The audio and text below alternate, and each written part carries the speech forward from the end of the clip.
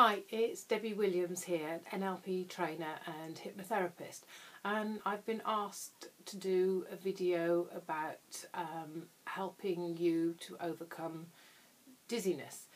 Now, there's a lot of things that I can do that can help you, and I may break it into 2 or 3 different videos and then be open to any feedback of what is your unique symptoms to help you to overcome this.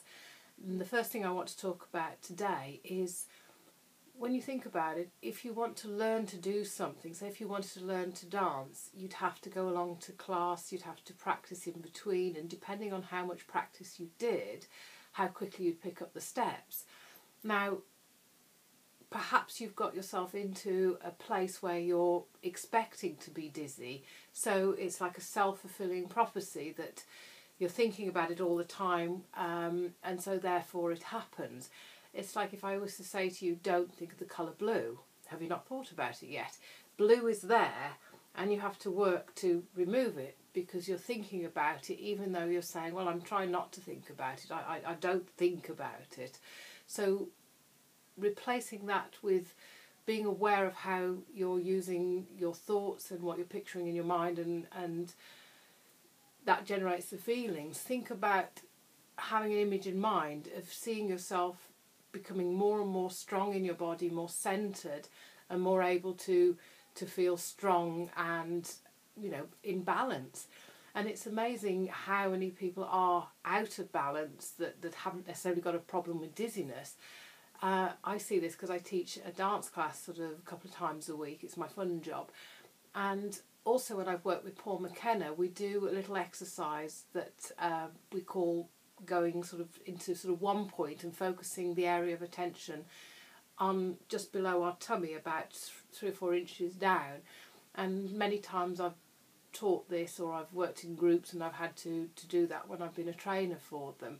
Funnily enough, when we first started doing this, it comes from sort of different exercises from the Far East, so taking up stuff like yoga, Tai Chi, any of the martial arts makes you aware of what's going on in your body, and especially sort of the martial arts of focusing where the centre of balance is in your body. That will help you to give a greater grounding to your system. And Paul used to introduce it as this exercise of going down into Hara, or one point, or Tandien, it's different names.